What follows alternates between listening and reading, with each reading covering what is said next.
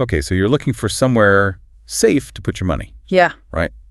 Maybe worried about inflation, chewing away at it, or just tired of the stock market roller coaster. Yeah, the usual concerns. And then you hear about U.S. government bonds, backed by the full faith and credit of the U.S. government. I mean, that sounds about as solid as it gets. It really does. The ultimate safe haven, conceptually. Then you find out you can skip the middleman, cut out the broker, and buy them straight from the source, Yeah. from the U.S. Treasury itself, using this website, TreasuryDirect.gov. Mm-hmm. Direct access. Seems like a no-brainer, doesn't it? Straightforward, secure, Yeah. the perfect path. But is it really that simple? Or are there, hidden snags, maybe some big drawbacks under the surface? That really is the core question, isn't it? The idea of going direct is super appealing. Simple, secure, you cut out fees. What's not to like? Exactly. And that's what we're going to unpack today in this deep dive. We've got the official guides, articles, but also, crucially, a lot of user comments, real experiences. Right, the ground truth. Our mission, figure out what Treasury Direct really is, what you can actually buy there, what the supposed benefits are, and just as importantly, the potential headaches you might run into. And ultimately, who is this platform really good for, based on what people are actually saying? Right. Let's dig in. Okay, so TreasuryDirect.gov. At its heart, it's the official website run by the U.S. Department of the Treasury. The government's own site. Exactly. Think of it like their direct online store, the place where they sell their debt, their bonds, bills, notes directly to you, the public, or institutions.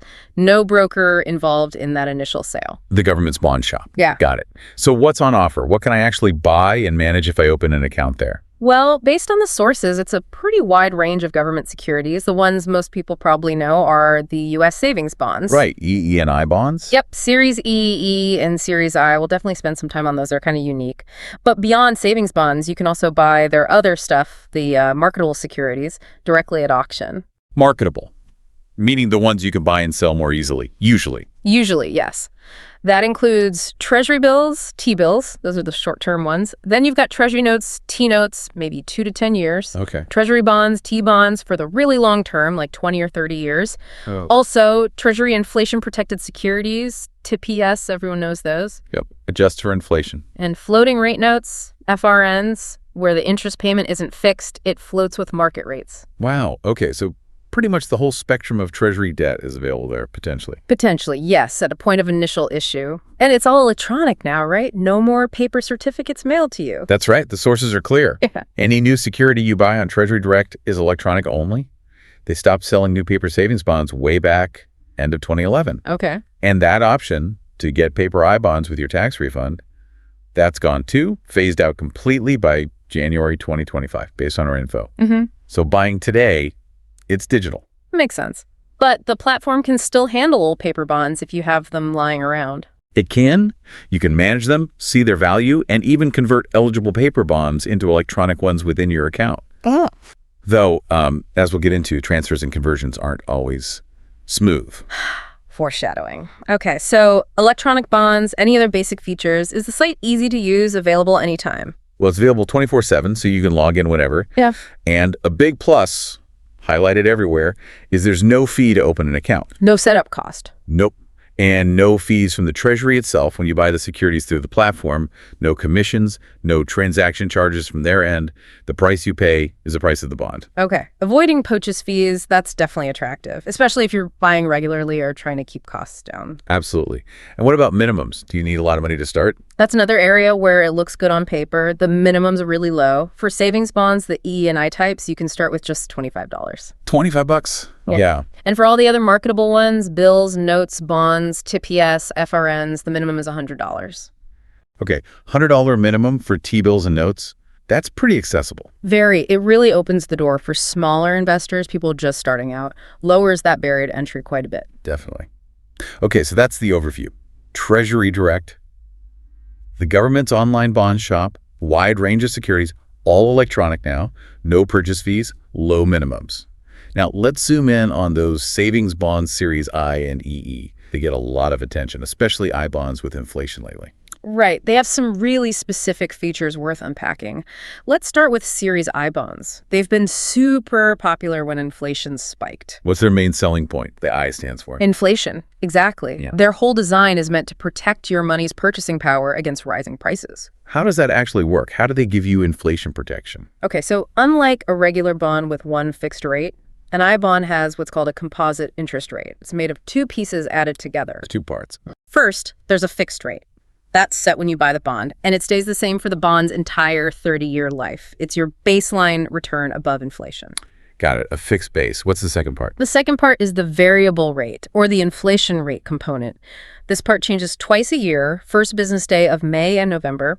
It's calculated based on changes in the Consumer Price Index, the CPIU. So that part goes up or down with inflation stats. Exactly. The composite rate you actually earn, the total rate resets every 6 months based on whatever the new variable inflation rate is, plus that fixed rate you locked in when you bought it. Interesting. So it adjusts. Can you give us the specific rate example from the sources for, say, now? Sure. The sources state that for I bonds issued between May 1st and October 31st, 2025, the composite rate is 3.98%. Okay, 3.98%. And that's made up of? That's a combination of a fixed rate of 1.10%, that's the part that stays for 30 years if you buy now, plus the current variable inflation component. Right. So buying now locks in that 1.9% floor, essentially, plus whatever inflation adds on top, which changes every 6 months. Precisely. If inflation goes higher, the variable part increases at the next reset, boosting your total rate. If inflation cools off, the variable part drops. What's the big advantage there, especially when inflation is running hot? Well, the main draw, highlighted in the sources, is the potential to earn much higher returns than you'd get from, say, typical safe bets like bank CDs or even high-yield savings accounts during those high inflation periods. Because the rate actually moves up. Right. It keeps pace, or tries to keep pace, with inflation. And crucially, you get this potential for higher returns without the market risk of stocks or the credit risk of corporate bonds because it's backed by the U.S. government. So potential inflation beating returns with Uncle Sam's guarantee. Sounds pretty good. What about the downside? What if inflation tanks? Goes negative even. Good question. There's protection there, too. The sources confirm the composite rate on an I bond can never go below 0%. Never below zero. Even if the CPI calculation results in a negative number for the inflation part, your total rate won't be negative. Your principal is safe. You just might earn zero interest for that specific 6-month period if deflation is really bad and wipes out your fixed rate component. That zero floor is definitely reassuring. Okay, that's I bonds. What about the other type, Series E bonds? How are they different? E-bonds are simpler in a way. Their main feature is a fixed interest rate. When you buy an E-bond, you lock in a specific rate, and that rate stays the same for a long time, specifically for the first 20 years. Fixed for 20 years. And what's the current rate the sources mentioned for those? According to the info we have, for EE bonds bought between May 1st and October 31st, 2025, that fixed rate is 2.70%. So 2.72% locked in for 2 decades. Yes. The sources say that rate applies for the first 20 years. It might change after that for the final 10 years of its 30-year term, but the main period is fixed. And there's a unique guarantee for EE bonds bought now. What's that? They are guaranteed to double in value after 20 years. Double, regardless of the rate. Regardless of that initial 2.70% rate. If the fixed rate on its own isn't enough to make the bond double in 20 years through compounding, the Treasury does a one-time adjustment at the 20-year mark to boost the value up so it's exactly double what you paid. Huh. So a guaranteed doubling over 20 years? That's a pretty clear target. Okay, so EE fixed rate, 20-year doubling guarantee. I bond, variable rate tied to inflation, zero floor. Any rules or features that apply to both EE and I bonds? Yes, quite a few similarities. Both types earn interest monthly, but it's compounded semi-annually. Meaning? Every 6 months, the interest earned in the previous 6 months gets added to the bond's principal value. Then, for the next 6 months, you earn interest on that new, slightly higher amount. Right, the magic of compounding. How long do they keep earning interest? Both E and I bonds earn interest until you cash them in, or until they hit their final maturity date, which is 30 years after they were issued. At 30 years, they stop earning interest completely. 30 years is the max, and buying them is definitely electronic now. For new ones, yes. Sources reiterate, no new paper savings bonds since 2024, no paper via tax refund since Jan 2025. Treasury Direct is the way now. Okay, digital only. Is there a limit on how much I can buy each year? Yes, annual purchase limits. It's per person, per social security number, per calendar year. You can buy up to $10,000 electronically in Series E bonds, and separately up to $10,000 electronically in Series I bonds. Ah, so 10K of each type, meaning $20,000 total per person per year, direct from Treasury Direct. That's the max for electronic purchases, yes. Good to know. Now, liquidity. If I buy one of these, how soon can I get my money back if I need it? Is there a lockup? This is really important. The sources are crystal clear. For both EE and I bonds, your money is locked up for a minimum of 1 year, 12 months from the purchase date. You absolutely cannot cash them before that. 1 year minimum hold, period. Okay, Yeah. so don't use money you might need next month. What if I need it after, say, 18 months or 3 years? Any penalty for cashing out early, but after that first year? Yes, there is. If you redeem a savings bond before you've held it for 5 full years, you forfeit the last 3 months worth of interest. Lose the last 3 months. Right. So if you cash out at month 18, you only get 15 months of interest. If you cash out right at 4 years, 11 months, you still lose those last 3 months. Once you hit the 5-year mark, though, you can cash it penalty-free and get all the interest earned up to that point. Okay, 5 years is the magic number to avoid the interest penalty. Got it. Let's talk taxes. This is often a selling point for treasuries. How are savings bonds taxed? This is definitely a key feature. The interest earned on both EE and I bonds is subject to federal income tax. But the interest is exempt from state and local income taxes. Ah, the state and local exemption. That can be a huge deal, especially if you live somewhere with high state taxes. Absolutely. It means the actual return you keep, your after-tax yield, can be significantly better than a fully taxable investment, like a corporate bond or CD that pays the same interest rate on paper. Makes sense. Are they subject to other taxes, like estate taxes? Yes, they are subject to federal estate, gift, and inheritance taxes, and potentially state ones, too, if they're transferred or part of an estate. Okay. Now, that federal income tax, Yeah. when do I actually pay it? Do I have to report the interest income each year as it grows, even if I haven't touched the bond? You have a choice here, but one way is overwhelmingly more common. You can elect to report the interest earned each year on your federal tax return. Even though you didn't get the cash. Right. But almost nobody does that. The vast majority of people, as the sources note, choose to defer reporting the interest income. Defer until when? Until you actually receive the money. That happens either when you cash in the bond or when the bond hits its final 30-year maturity, whichever comes first. At that point, you get all the accumulated interest in one lump sum. And you pay federal tax on that lump sum in that year. Correct. You postpone the tax liability until you have the cash in hand. That seems much simpler. How does Treasury Direct handle the paperwork for that? How do I know how much interest to report? When you finally get the interest at cash-in or maturity, Treasury Direct issues you a Form 1099 INT. This form shows the total interest that bond earned over its entire life up to that point. Okay, so one form, one number, when the money arrives. Easy enough. Much easier than tracking and reporting it annually, which is why most people defer. Yeah. If you did report annually, you'd have to keep records to prove you already paid tax on a part of the interest shown on that final 1099 INT. Yeah, deferral sounds way better. Any other special tax breaks for savings bonds? Yes, one more potential benefit mentioned is the education tax exclusion. If you redeem EE or I bonds and use the money to pay for qualified higher education expenses like college tuition and fees, the interest might be excluded from federal income tax. Might be. Yeah, it's not automatic. There are income limits, rules about who owns the bond, timing, etc. It mainly helps lower and middle-income families saving for college. You have to check the specific rules for the year you redeem. Gotcha.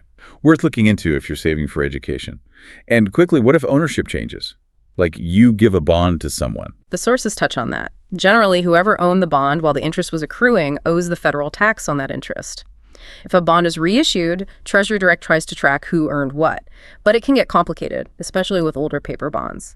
The basic idea is tax follows the interest earned. Okay, that makes sense. So savings bonds covered, EEBSI, the lockup, the penalty, the purchase limits, state tax exemption, deferred federal tax, education benefit. Phew. Now, what about those other things? Treasury Direct sells the T-bills, notes, bonds, TPS, FRNs. How does buying those there compare to using my regular brokerage account? Right. This is where things get really different, and we need to talk about the primary market versus the secondary market. Okay. And Treasury Direct is the primary market. Exactly. The primary market is where the Treasury first issues new securities. When you buy bills, notes, bonds, TPS, or FRNs on Treasury Direct, You're participating in a Treasury auction. You're buying brand new debt directly from the government at the price set in that auction. Buying straight from the source at auction. What are the pros of doing that through Treasury Direct? The sources list a few advantages. First, as we said, no brokerage fees or commissions from the Treasury on the purchase. You're getting it at the auction price. The correct price. Right. It's the official government platform. Also, the process lets you put in your bid, usually a non-competitive bid, which is easier for individuals even if the money isn't sitting there right away. They only pull the funds from your linked bank account on the settlement date when the security is actually issued. Okay, that's convenient. And specifically for T-bills, that $100 minimum increment on Treasury Direct can be lower than what some brokers require for primary market T-bill purchases. So no purchase fees, direct auction price, maybe lower minimums for T-bills. Sounds good. What's the catch? What are the downsides of buying these marketable securities on Treasury Direct? Now we get to the significant drawbacks. The sources, and especially user reports, highlight some major issues here. First, just the buying process itself. You can only buy during specific auction windows. Right, you have to know the schedule. You do. And while non-competitive bidding is simple, you just agree to accept the average price competitive bidding where you specify a yield can be complex if you're not experienced. Okay, timing and potential complexity. Yeah. But what about after you buy them? That seems to be where the real problems start, based on what I've heard. That is absolutely the critical point. This is the single biggest limitation stressed across the sources, the major pain point. If you buy marketable securities, bills, notes, bonds, 2PS, FRNs on Treasury Direct, you cannot sell them on Treasury Direct before they mature. Wait, say that again? You can't sell them at all on the site. Not on the Treasury Direct platform itself. There is no sell button for these marketable securities within your Treasury Direct account. So if I buy a 10-year T-note on Treasury Direct and I have an emergency 5 years later and need the cash, I'm just stuck. I have to hold it for another 5 years. You are stuck on Treasury Direct. You can't sell it there. To get your money out before maturity by selling the bond, you have to go through a transfer process. Transfer to where? You have to transfer the security out of your Treasury Direct account and into an account at a brokerage firm like Schwab, Fidelity, Vanguard, etc. that deals in the secondary market. Okay. Only after that security successfully lands in your brokerage account can you then sell it like any other bond on the secondary market. Okay, so there is a path to selling, but it involves this extra step, transferring it out first. And I'm guessing from your tone that transfer process isn't exactly quick and easy. Quick and easy are definitely not the words used in the sources. User experiences describe the transfer process out of Treasury Direct as, well, tedious, cumbersome, archaic. Uh-oh, like what? Reports say it often involves downloading forms, printing them out, filling them in by hand, and physically mailing them. Mailing forms in 2025. Apparently. And worse, it frequently requires getting something called a medallion signature guarantee. A what now? A medallion signature guarantee. It's like a super notary stamp from a financial institution verifying your identity and signature. And the problem is they can be really hard to get these days. Not all banks offer them. The ones that do might only do it for their established customers, and it requires an in-person visit. Wow. So physical paperwork, snail mail, and a special hard-to-find stamp just to move my own bond from the government's website to my broker. That sounds like a nightmare. It does sound incredibly clunky. And then there's the time it takes. Yes, the processing time for this medieval-sounding process. This is maybe the most alarming part. Users report significant, unpredictable delays. The sources cite experiences where these transfers have taken anywhere from 6 weeks up to 12 months in complex situations. 6 weeks to 12 months just to move a bond so I can sell it. That's what users have reported. While the Treasury apparently says they're improving times, the potential for multi-month delays seems very real based on these accounts. That's not just inconvenient. That's a serious lack of liquidity. If I need money in an emergency, waiting potentially a year is completely unacceptable. It absolutely demolishes any sense of flexibility. The sources share this story, an anecdote, about someone who bought a 20-year Treasury bond on Treasury Direct. They planned to transfer it fairly quickly to their brokerage for easier management. Okay, reasonable plan. They got stuck in the transfer process for an entire year, locked out of that money, unable to manage it or sell it for 12 months, completely derailed their strategy. A year. That story just nails it. This transfer issue, the lack of liquidity for marketable securities, it sounds like the absolute Achilles heel of Treasury Direct. It really seems to be. It leads directly to what one source calls the one key rule for using Treasury Direct. Okay, lay to me, the one key rule. Never, ever purchase any marketable security, T-notes, T-bonds, TPS, FRNs on Treasury Direct if there is even the slightest chance you might need or want to sell it before it matures. Wow, that's blunt. Because getting it out to sell it could take forever. Exactly. The process is too slow and unreliable for premature access. It makes those securities effectively illiquid while held on the platform. Okay, that's a critical warning.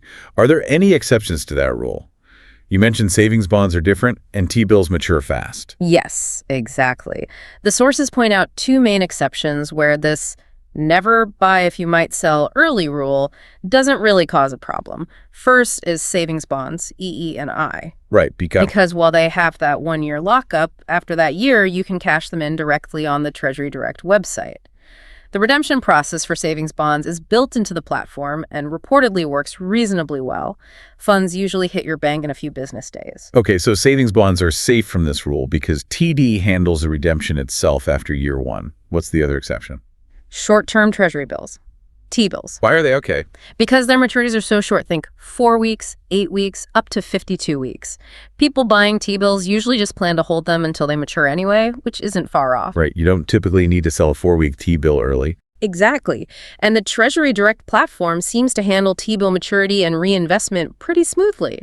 One source mentioned the process for rolling over a maturing T-bill into a new one on the same day works flawlessly. Okay, so the one key rule, don't buy if you might need to sell early, applies mainly to the longer-term marketable stuff. Notes, bonds, TPS, FRNs bought on Treasury Direct. But savings bonds, after year 1, and short T-bills are generally okay because TD handles their redemption or they mature quickly. That's the crucial distinction. You absolutely have to understand that before you click buy on anything other than a savings bond or a T-bill, you plan to hold to maturity on Treasury Direct. Makes perfect sense. If you want flexibility with longer-term treasuries, TD sounds like a potential trap. It really highlights the trade-off. Buy direct, maybe save a tiny bit initially, but potentially lose massive flexibility. For notes, bonds, TPS, a brokerage just seems way more practical if liquidity matters at all. Okay, beyond the massive liquidity and transfer problems, what about just using the website? Is it modern? Yeah. User-friendly? The descriptions I saw didn't paint a rosy picture. No, they really didn't. The user feedback on the website itself, the usability, is overwhelmingly negative across the board. People call it clunky, outdated, a bureaucratic mess. Ouch. Specific examples. What makes it so bad? Well, one common complaint is about, ironically, the security features. They seem overdone or poorly implemented, like hitting the back button on your browser often kills your entire session, logs you out completely. Just for hitting back. Yep. Forces you to log back in from scratch. And people mention constantly being hit with security questions.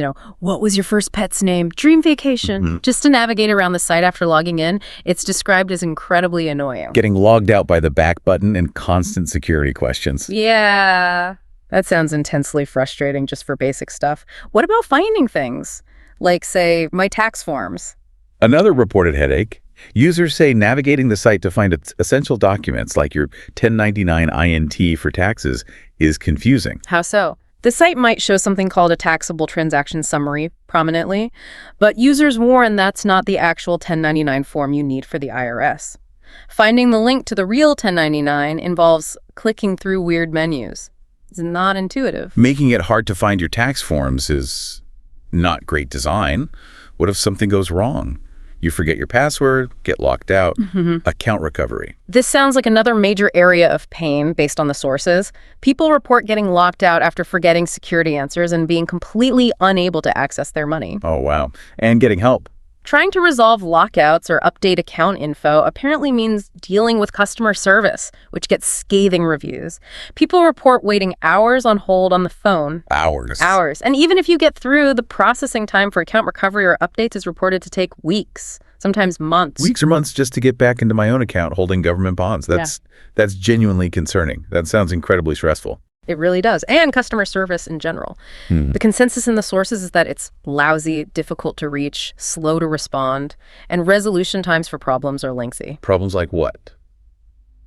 besides lockouts? Well, including those transfers we talked about, which can take months. But there was also a really worrying report mention. Yeah. One user claimed a matured savings bond was actually stolen from their account. Stolen. Yeah. According to their story, a hacker somehow got into the system, changed the email address, and linked bank account details on their Treasury Direct profile before the bond matured. So when it matured, the money was diverted to the hacker's account. Yikes. That's scary. Does that happen often? It seems rare, hopefully extremely rare. But the fact that it was reported, combined with the stories about how hard it is to get customer service to investigate and fix things, reports of 6-7 month waits for investigations, it definitely raises questions about platform security and your recourse if something goes really wrong. Yeah, a rare event is one thing, but if it takes half a year to even get someone to look into it, that doesn't inspire confidence, especially given the other usability issues. Okay, so we've got liquidity nightmares, transfer hell, a clunky website, account access woes, and questionable customer service. Yeah. Any other considerations? Technical stuff, tax rules, beneficiaries? Yeah, a few more important points. Let's talk taxable equivalent yield, or TEY. TEY. I know that for comparing muni bonds to taxable bonds. Does it work for treasuries too? Sorta, yes. It helps you quantify the benefit of that state and local tax exemption we talked about. Remember, Treasury interest is federally taxed, but not by states or cities. Right. TEY calculates what yield a fully taxable investment, taxed at federal and state local levels, would need to offer to give you the same after-tax return as the Treasury security. Okay. It levels the playing field for comparison. How do you figure it out? The formula is Treasury yield, your state tax rate. The source gives an example. Treasury yields 5.45%. You live in California, state tax rate 12.3% or 0.123. So you calculate 0.0545, 10.123. That's 0.0545, 0.877, which comes out to about 0.0621 or 6.21%. So for that Californian, a fully taxable CD or corporate bond would need to pay 6.21% just to match the take-home pay from a 5.45% Treasury because of the state tax savings. Exactly. It really shows the value of that exemption, especially in high-tax states. Now, another big one, retirement accounts. Can I hold my Treasury Direct bonds in my IRA or Roth IRA? Nope. Big limitation here. You cannot open or hold securities within a tax-deferred retirement account like an IRA, Roth, or 401k directly on the Treasury Direct platform. Really? So if I want treasuries in my IRA? You have to use a brokerage firm that offers IRAs and can buy treasuries for you. Why is this such a big deal, especially for something like tips? Because of phantom tax. Remember, tips have two return components, the coupon payment and the inflation adjustment to the principal. Yeah. In a regular taxable account, like your standard Treasury Direct account, the IRS makes you pay income tax every year on both the coupon and that inflation adjustment, even though you don't get the cash from the inflation bump until maturity or sale. Ugh. Paying tax on money I haven't actually received yet. That's the phantom tax. That's it. And it makes holding tips in a taxable account pretty inefficient. Holding them in a tax-deferred IRA or 401k at a brokerage avoids this phantom tax issue because you don't pay tax until withdrawal and retirement. So for tips especially, using a brokerage for your IRA seems almost essential for tax reasons. Treasury Direct just doesn't work well for that. It's a major drawback for long-term tax-sensitive investors using TPS. Okay, one more area. Estate planning. Joint accounts, beneficiaries. How does Treasury Direct handle that? Can my spouse and I have a joint account? Not really a true joint account like at a bank or brokerage. You can register individual securities in two names, like owner A with owner B, or you can name a beneficiary using a POD pay on death registration. Okay, so you can designate co-owners or heirs on specific bonds. Does it work smoothly when someone passes away? The user feedback suggests not always. People report significant hassles and long delays dealing with Treasury Direct after a death. Like what? One example mentioned it taking over 6 months just to get I-bonds transferred to the surviving spouse, even though they were registered jointly with the with designation. Others talked about tons of paperwork, maybe needing that medallion signature guarantee again, certified death certificates, and then months of waiting for the assets to move to the heir's account. Wow. So even setting up beneficiaries might not avoid major administrative headaches and delays for your heirs through Treasury Direct. That sounds much more complicated than how brokerages typically handle inherited accounts. That's the impression given by the user reports, yes. Bye. Another potential friction point. Okay. My head is spinning a bit. We've covered a ton in hen.